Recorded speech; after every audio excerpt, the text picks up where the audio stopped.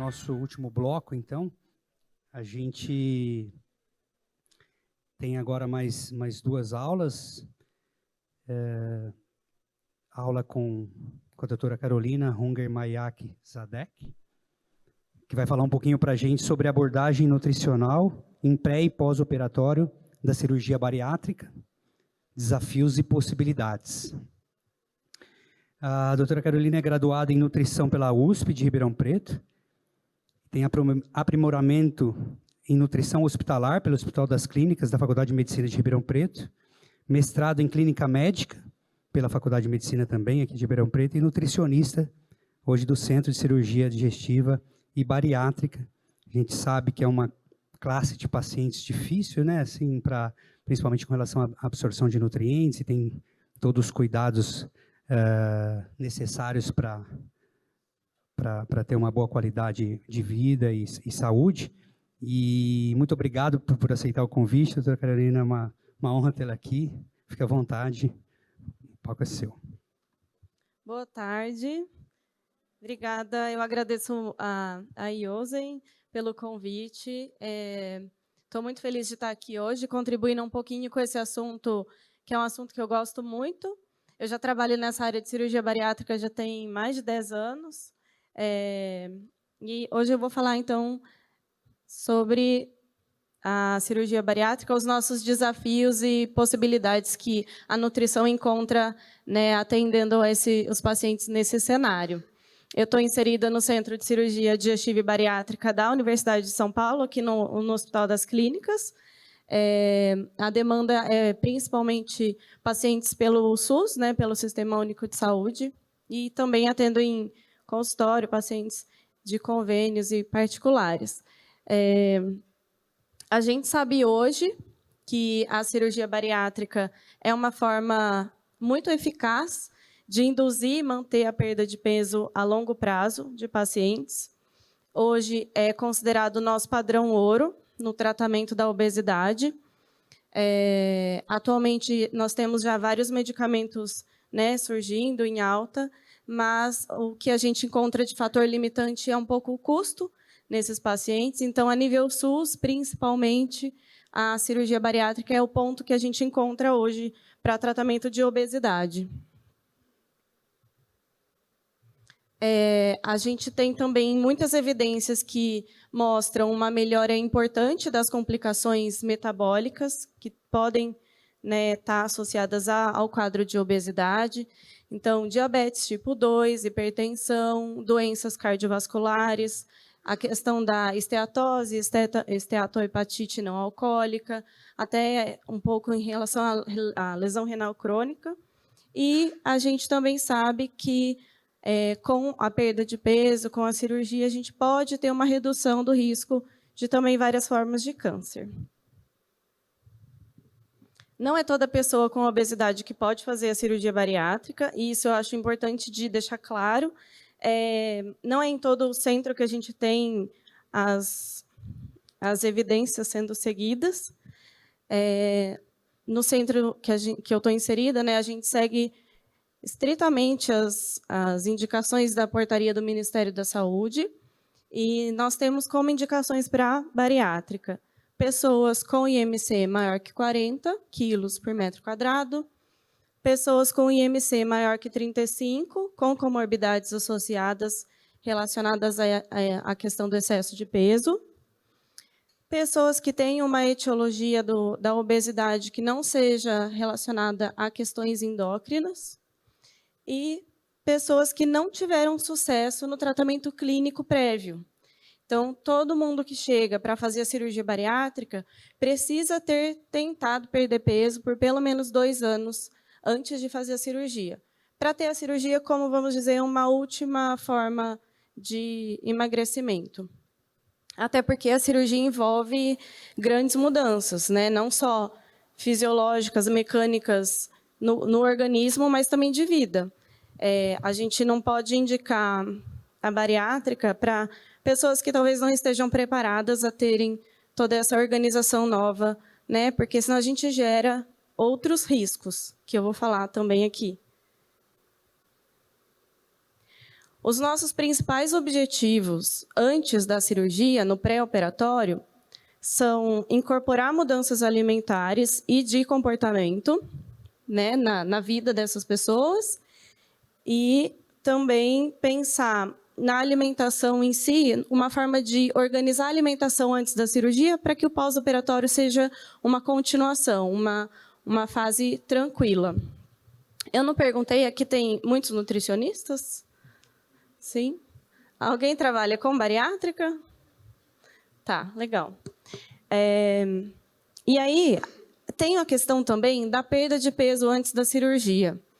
A perda de peso pré-operatória, ela não está inserida na lei, na portaria do Ministério da Saúde, mas vários trabalhos científicos também evidenciam a questão de que uma perda de peso pré-operatória vai favorecer o processo do pós-operatório e vai minimizar os riscos, já riscos operatórios, intracirúrgicos mesmo. Então, também, na minha equipe, a gente prioriza muito essa questão. As pessoas entram em um acompanhamento de pré-operatório com o objetivo já de ter uma perda pré-cirúrgica de 10% a 15% do peso.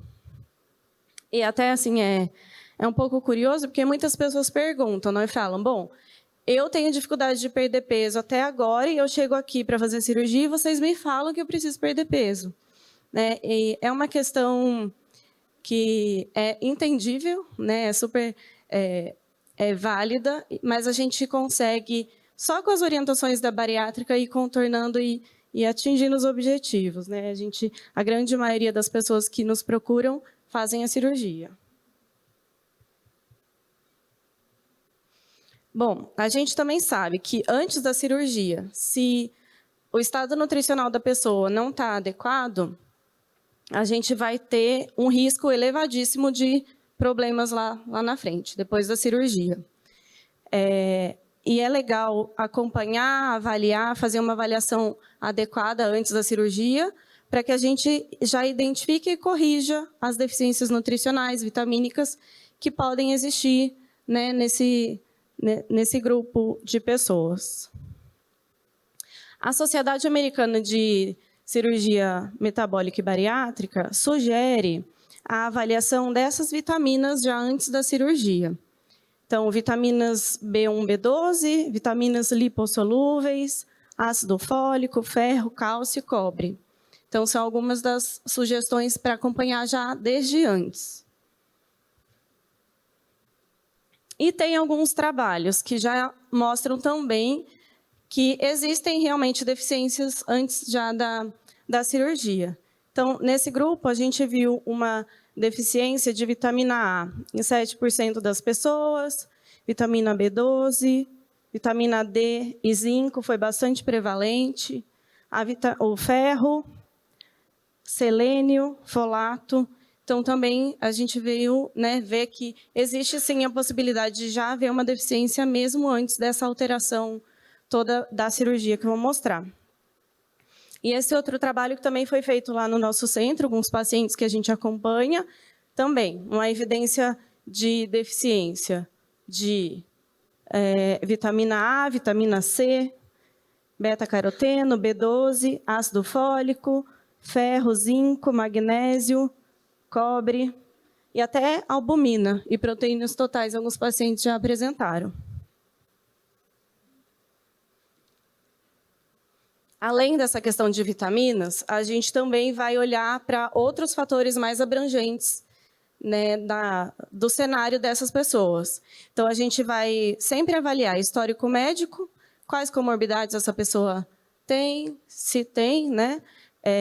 O histórico de peso, qual foi o histórico de dietas que essa pessoa já passou na vida, como foi as tentativas prévias, usou medicamentos para esse fim ou não, teve muitas restrições alimentares, né, para chegar até onde está. Como que são os hábitos alimentares? Isso também é muito importante, porque pacientes, por exemplo, vegetarianos ou veganos, acabam limitando, não limitando a cirurgia, mas vai demandar um olhar muito maior nosso para essa questão da restrição alimentar.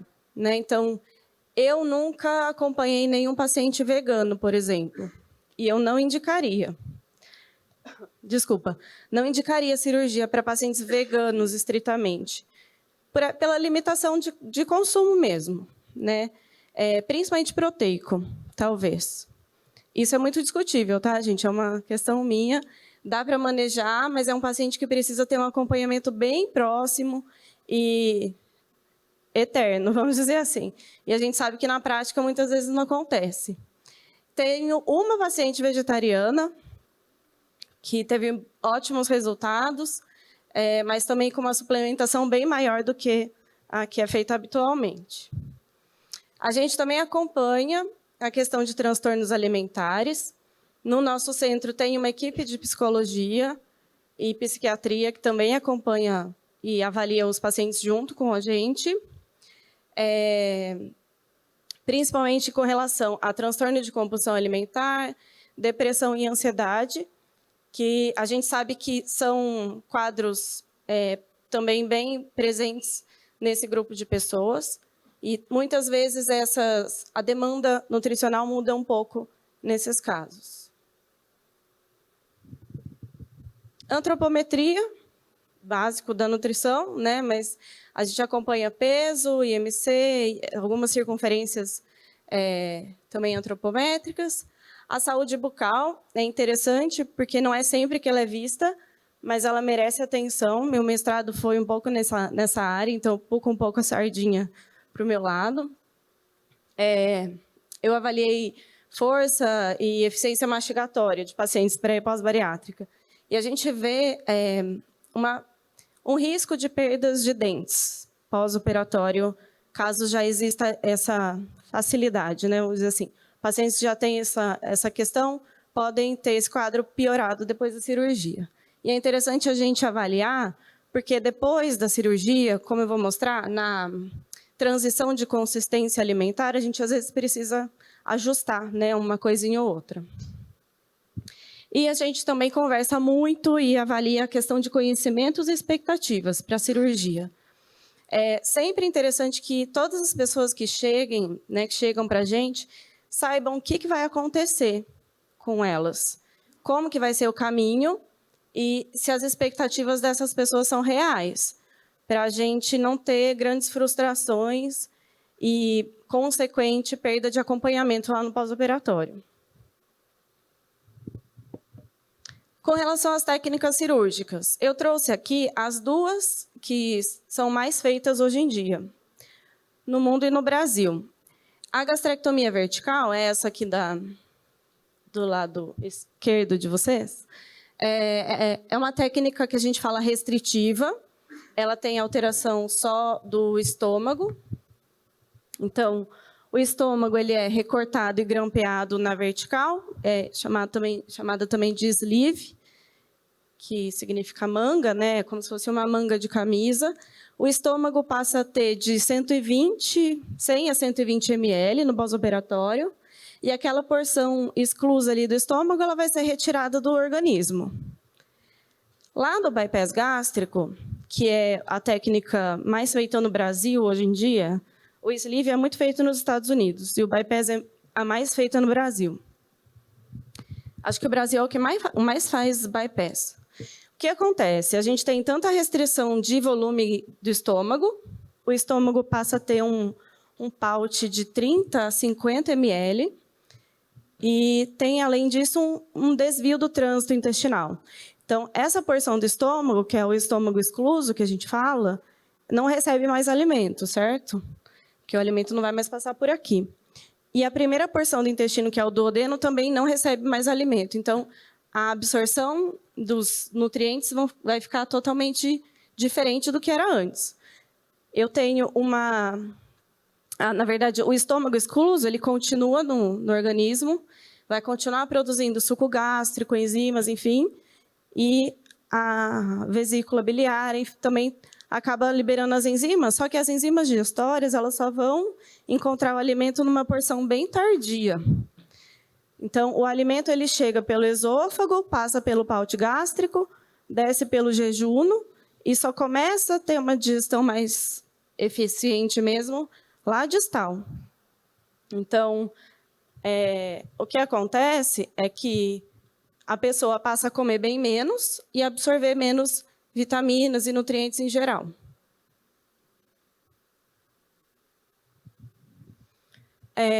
Aqui são alguns trabalhos relevantes que mostram a questão da perda de peso pós-bariátrica. E a gente vê que realmente tem bons resultados. Então, esse primeiro trabalho mostrou uma perda de 68% do excesso de peso com o sleeve, 62% com o bypass. Nesse trabalho, 63% da perda do excesso de peso com a gastrectomia vertical e 76% com o bypass. Aqui chega até a 75% de perda do excesso de peso, enfim. Então, assim, a gente sabe hoje, já tem muitos trabalhos que mostram que a perda de peso é bem eficaz. O que a gente tem como efeitos iniciais? Então, logo que faz a cirurgia, a pessoa tem uma redução do apetite por questões mecânicas e um gasto energético ainda preservado nessa fase. Mas essa questão da saciedade, da redução do volume gástrico, leva a mudanças necessárias, né, de comportamento e no padrão das refeições. Então, as pessoas têm refeições num volume bem menor, podem ter algumas intolerâncias alimentares, muitas vezes elas são associadas à mastigação, e tem também mudanças no paladar, ou por questões hormonais, ou por questões de deficiências vitamínicas mesmo. E aí tudo isso leva a uma dificuldade de aderência das orientações alimentares e da própria suplementação que a gente precisa fazer. O que acontece quando a gente reduz o volume gástrico? Então, eu tenho um estomaguinho aqui de 50 ml. O trânsito ali vai ser mais rápido, né? Porque eu tenho pouco espaço para percorrer o alimento. Eu tenho uma mudança no pH, com tendência a uma cloridria. Então, o meu estomaguinho não tem mais tanto suco gástrico, o pH não é dos melhores, a digestão, consequentemente, também não vai ser das melhores. E eu vou ter uma alteração de secreção de enzimas pancreáticas e sais biliares, porque essa secreção ela é estimulada e ativada pela presença dos alimentos no estômago. Então, eu também não vou mais ter tanto esse estímulo. E o bypass?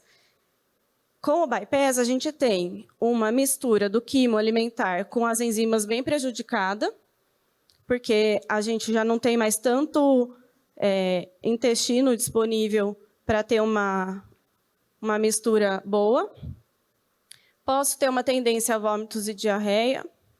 E tem a questão de supercrescimento bacteriano intestinal. Essa porção do duodeno exclusa não recebe alimentos, às vezes as bactérias acabam tendo um crescimento maior ali e gerando desconfortos relacionados a isso. Essa restrição da ingestão de alimentos com essa saciedade precoce e uma redução da absorção intestinal vai gerar, inevitavelmente, risco para deficiência nutricional. Não tem como a gente não ter nenhum risco com relação a isso. E a gente precisa identificar essas deficiências para que não tenham problemas de saúde graves e até fatais, que podem surgir com certeza, se não forem diagnosticadas. Lembrando aqui das áreas de absorção dos nutrientes em geral. Então, o estômago, com fator intrínseco, por exemplo, facilita a absorção da vitamina B12. O duodeno, lembrando que a gente não tem alimento nessa região no bypass, a gente teria maior absorção de ferro, cálcio, fósforo, vitaminas B, magnésio, selênio, cobre e ácido fólico. No jejuno, a absorção é maior de zinco, cromo, vitaminas lipossolúveis e C. E no ilho, a questão é maior da vitamina B12, vitamina D, potássio, magnésio, ácido fólico e sais biliares. Então, a gente pode prever, a partir dessa imagem, que eu vou ter grandes chances de ter falta de vitamina B12, falta de praticamente todas essas vitaminas aqui relacionadas ao duodeno, enfim, de todas. Não tem quase nenhuma que a gente consegue ter certeza que não vai ter risco. E além das vitaminas em geral, a gente também olha com bastante carinho para o consumo proteico, né? Porque proteína, por ser macronutriente, a gente precisa de volume para atingir o que precisa. E o volume está limitado nesse caso. Então, a gente olha com bastante atenção e é um grande desafio lidar com o consumo proteico em paciente pós-bariátrica. A exclusão do duodeno e de uma parte do jejum vão levar a uma alteração de digestão e metabolismo proteico. Considerando tudo o que eu falei, então, olhando assim nesse quadro geral, as mudanças de comportamento alimentar, comendo menos, mudando as preferências alimentares, tendo dificuldade de digestão e a questão de saciedade precoce, levam aqui no número 1 a comer menos, a ter um balanço energético negativo, a ter um consumo proteico menor. Talvez isso leve e ajude, facilite a perda de peso. Lá no 2, a gente tem um paute gástrico reduzido, com dificuldades relacionadas à digestão alimentar, e um bypass que também leva a essa dificuldade de digestão, tudo isso levando a uma redução da absorção proteica de vitaminas e minerais. É inevitável, não tem como. Tudo isso vai comprometer status proteico, pode levar a uma deficiência vitamínica, complicações relacionadas a isso. Eu vou mostrar mais para frente as complicações. E, especificamente com relação à proteína, um status proteico comprometido vai levar a uma perda de peso, mas também a uma redução da qualidade óssea, por também uma redução da absorção de cálcio. E aí, perdendo massa magra, eu perco função muscular e gera um quadro de sarcopenia. A obesidade sarcopênica é bem discutida também hoje em dia, e ela pode ser uma consequência da bariátrica. Outra coisa também, se eu não como bem proteína e eu perco massa muscular, eu tenho provavelmente uma redução do meu gasto energético e eu não tenho uma saciedade lá das melhores, porque a proteína que ajuda bastante nessa parte. E gastar menos energia e não ter uma saciedade muito ativa me leva a ter prováveis gatilhos de reganho de peso lá na frente, no período tardio da bariátrica. E, por último, aqui, uma ingestão proteica insuficiente também compromete um status imunológico, tenho mais chances de ficar doente, de ter infecções. Tendo um pool de aminoácidos reduzido com um balanço nitrogenado negativo, também tem uma síntese proteica reduzida. Eu trouxe esse trabalho, que é um trabalho de revisão recente, foi publicado ano passado, e eles trazem a questão do consumo proteico em outras questões a não ser só da saciedade. Então, assim, é sabido que quanto mais proteínas eu como, mais saciado me sinto, principalmente depois da bariátrica, mas também a gente pode considerar que um consumo proteico adequado vai bloquear vias que estimulam a ingestão energética. Então, eu me sinto mais saciada, mas eu também não tenho esse estímulo de ingestão. E tem uma indução da termogênese, então talvez eu gaste mais energia na digestão, e também tem uma atuação na oxidação de gorduras e na retenção de massa muscular. Então, além das vitaminas e minerais, as proteínas são um dos principais objetivos que a gente tem nesses pacientes da bariátrica. E lembrando que tudo isso que a gente precisa olhar é em um contexto de progressão da consistência da alimentação depois da cirurgia.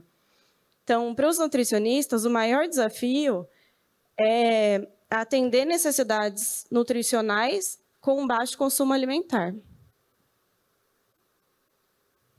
Como que é essa transição da alimentação depois da cirurgia? O estágio 1, a gente tem um foco mais na questão de hidratação. Lembrando que o estômago novo tem de 30 a 120 ml, dependendo da técnica cirúrgica, a gente incentiva os pacientes a tomarem água, chá, suco, às vezes isotônico, às vezes gelatina diet, que não é muito a minha praia, mas tem gente que também libera. Isso fica por 2 dias, nesse esquema de líquidos claros. O estágio 2 seria a gente fala alimentação líquida completa, né? Que inclui suco, sopa, leite, chá, isotônico, líquidos, bem coados, sem resíduos não totalmente, mas sem grumos, enfim. Então, imagina ficar por 15 dias num esquema de alimentação líquida. Não tem como não ser restrito, né?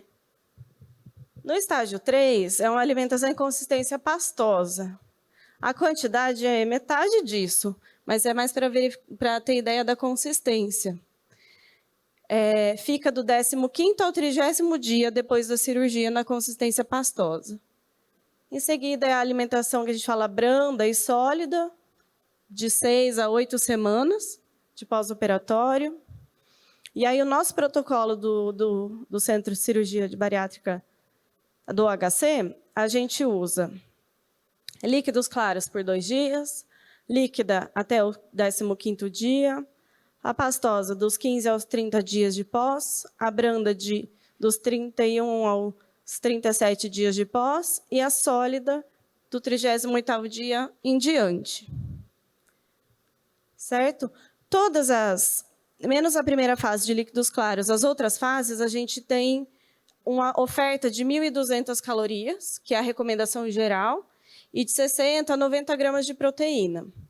Isso é o que a gente sugere, certo? Eu já vou mostrar o quanto que eles comem. Sugerir uma coisa, né? Assim, na prática, acaba sendo outra.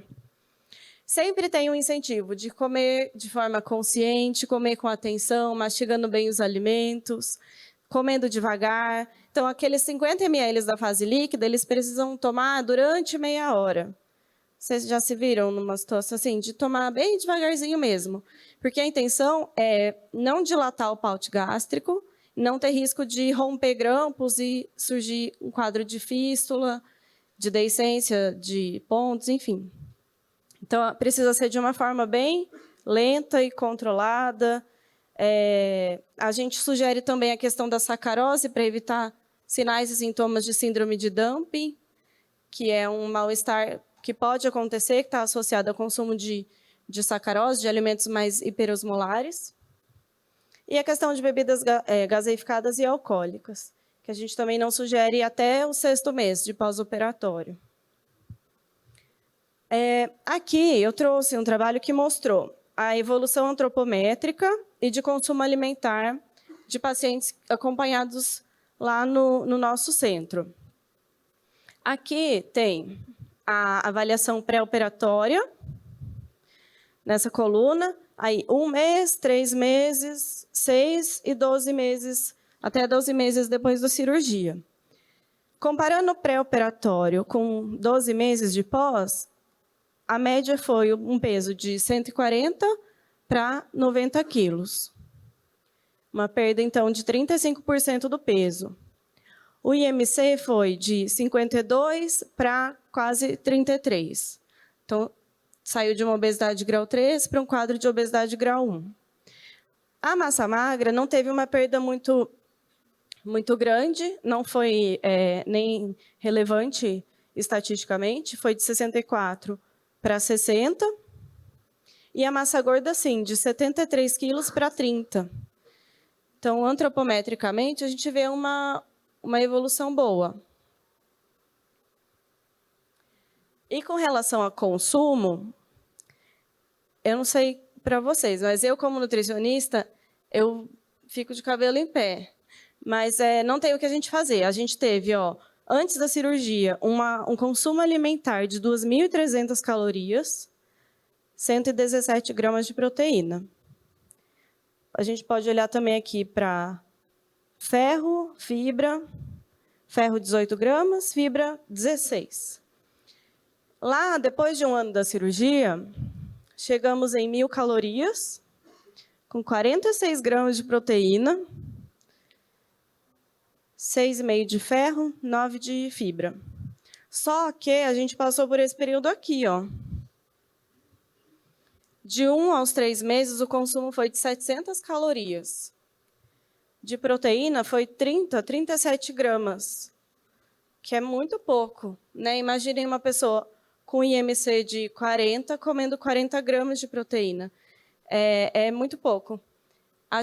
Isso aqui é no contexto SUS, e é há alguns bons anos atrás. Então, a gente não tinha muito a disponibilidade de whey protein, por exemplo, né? Mas, em contexto SUS, o nosso desafio principalmente é esse: como suplementar tanto proteína quanto vitaminas e minerais.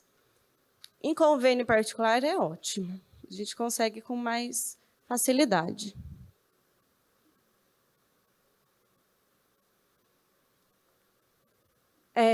E a questão da suplementação vitamínica, ela começa já logo na cirurgia, né? Assim, fez a cirurgia, já existe a possibilidade de eu começar a suplementar. Porque eu sei que a pessoa vai comer 700 calorias, e com 700 calorias a gente não consegue, né, ter todos os micro e macronutrientes. E aí a gente pode ter como opção, nessa fase da alimentação líquida, que é o do pós bem recente, a suplementação em gotas ou em formato mastigável, porque aí não tem a questão da cápsula, que pode ter um risco de romper ali os grampos da cirurgia. Então, nessa fase da líquida, essa suplementação em forma em gotas ou mastigável é ótima. Depois também, né? Mas principalmente nessa fase. E aí, a suplementação sugerida do pós-operatório são de 5 a 10 mil unidades de vitamina A por dia. Lembrando que a deficiência dessa vitamina pode gerar sinais e sintomas de cegueira noturna, pele seca e infecções frequentes. Da vitamina D, 3 mil unidades dia. A deficiência está mais associada a um quadro de baixa densidade óssea e um desenvolvimento para osteoporose.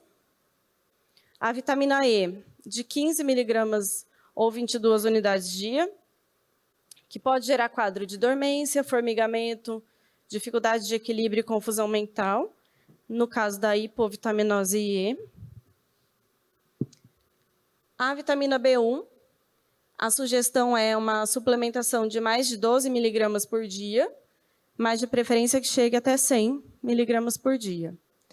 E a hipovitaminose B1, né, gera o quadro do beriberi, que é polineuropatia, anorexia e fraqueza muscular, e sinais congestivos cardíacos também. A B12. A dose oral seria de 350 a 1.000 microgramas dia, ou é sugerida uma reposição intramuscular de 1.000 microgramas por mês. Lembrando que a deficiência da B12 está associada à parestesia e anemia macrocítica. Folato, 400 a 800 miligramas por dia, e o quadro de deficiência bem similar ao da vitamina B12.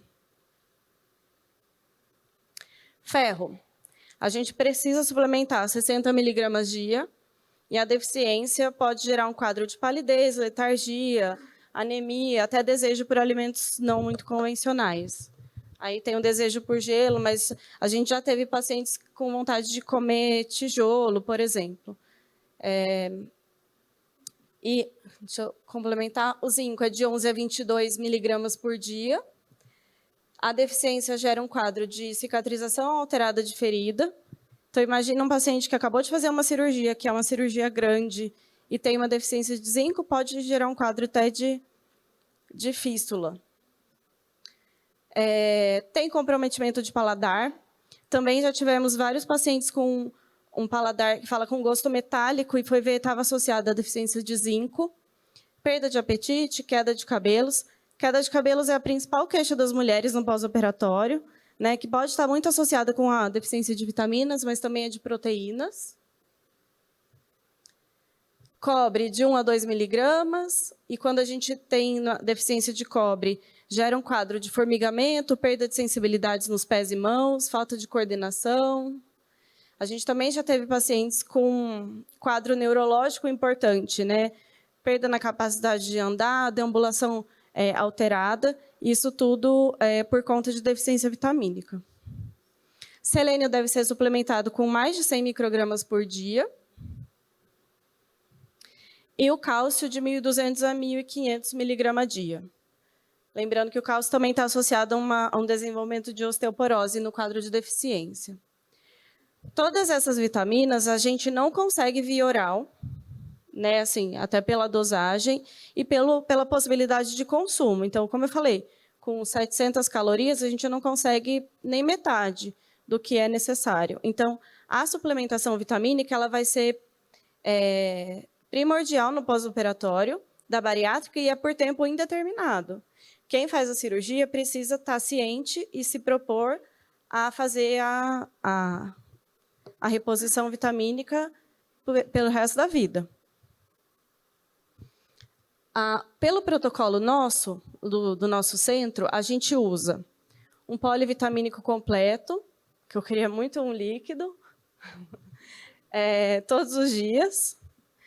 A gente usa o cálcio, 1.000 miligramas por dia, diariamente. A vitamina D, 3.000.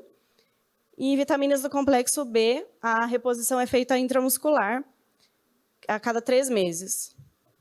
Tem paciente, assim, isso tudo é o basal, né? Então, todo mundo vai fazer essa reposição. E aí, mesmo com essa reposição, tem pessoas que acabam tendo deficiências. O ferro, a vitamina A, a vitamina E e a B12, às vezes, são repostas além desse protocolo padrão. E o acompanhamento nutricional no pós-operatório é com relação a o que essa pessoa está comendo, se tem intolerâncias alimentares.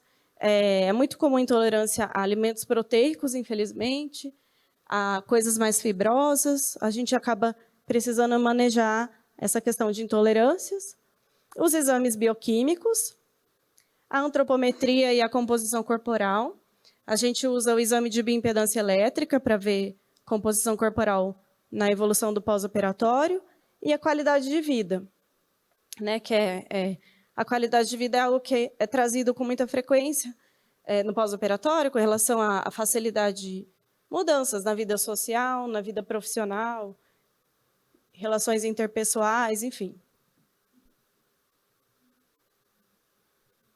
Os exames que a gente faz pelo protocolo são exames bioquímicos antes da cirurgia, para já repor, fazer as suplementações necessárias. E depois a gente faz 3, 6, 9, 12 e 18 meses de pós-operatório. E depois desse período, a cada ano, né? Anualmente, colhe os exames. Faz o ultrassom de abdômen antes e depois da cirurgia, para checar esteatose hepática, se tem colelitíase, se tem alguma outra alteração. A densitometria óssea, também para acompanhar a questão da massa óssea, e como muitas deficiências estão relacionadas a essa questão, né, também é feita depois da cirurgia, depois de 1 ano e depois a cada 2 anos. E aqui estão os exames bioquímicos que são acompanhados nesse período que eu mostrei. As vitaminas lipossolúveis, micronutrientes, proteínas, enfim. Lipidograma, função hepática. Além de todas as suplementações vitamínicas, como eu falei, a suplementação proteica também é uma necessidade. Até por conta de muitas pessoas hoje em dia não tomam leite. E acaba limitando muito a oferta e o consumo proteico nesses pacientes. Era isso que eu tinha para trazer hoje. Espero ter contribuído. Alguém quer perguntar? Não. Muito obrigada pela presença de vocês e pelo convite.